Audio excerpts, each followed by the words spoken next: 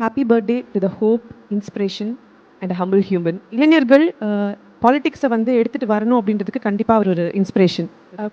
ஓய்வறியா சூரியன் அப்படி நிறைய பட்டங்கள் இருக்குது. ஆனால் என்னை பொறுத்த வரைக்கும் அவருக்கு நான் சிறந்த பட்டமாக மக்கள் கொடுத்ததா பார்க்குறது வந்து உதயண்ணா அப்படின்னு சொல்லிட்டு அவங்க எங்கே போனாலும் சின்ன குழந்தையிலேருந்து பெரியவங்க வரைக்கும் உதயண்ணான்னு கூப்பிடுறது வந்து உளவுபூர்வமாக உள்ளே இருந்து கூப்பிடுற ஒரு விஷயமா வந்து பார்க்குறேன்.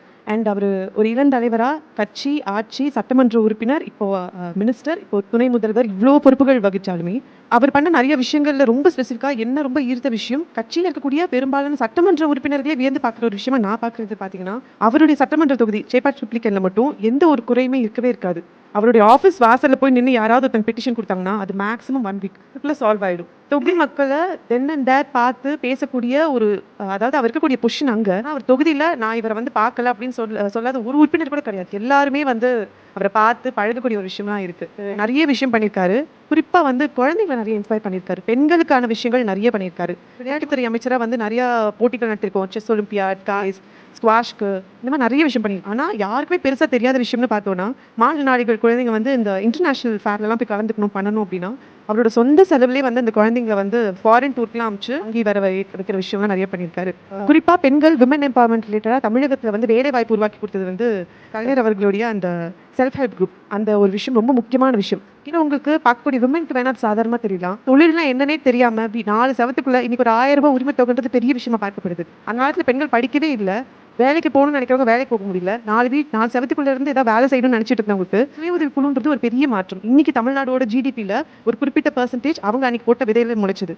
குறிப்பா அவருக்கு வந்து இந்த அவரோட ஆஃபீஸ் போனா முதல் வாசகமே எழுதிப்போம், எனக்கு வந்து ஷால்ஸோ வேற எந்த கிஃப்ட்டோ வந்து கொண்டு வராதீங்கன்னு வந்து எழுதிருப்பாங்க. அவர் ரொம்ப விரும்பி வாங்குற ஒரு கிஃப்ட்னு ஒன்று இருக்கு. அது எத்தனை பேருக்கு தெரியும் தெரியல.